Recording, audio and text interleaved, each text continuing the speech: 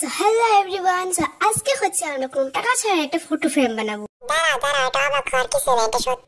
অনলাইনে এগুলোর যা দামগুলো দেখে হয়েছে কেনার শখটা মিটে গেছে, আর ভাবতেছি টাকা খরচ না করে কিভাবে ফটো ফ্রেম বানানো যায় তাই ট্রাই করতেছি আমি।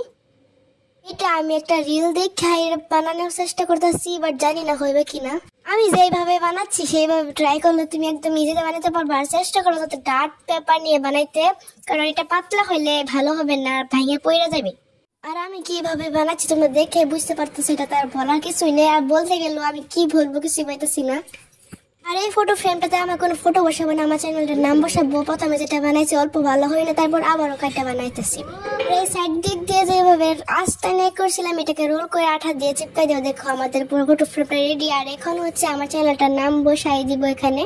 তো অল্প খাটাখাটনি লাগবে বলে বানানো ছাইরা দেওয়া না, কি লাগছে না একদম রিয়েল ফটো ফ্রেম, কোনো টাকা ছাড়া হয়ে গেল না একটা সুন্দর ফটো ফ্রেম। কি হলো?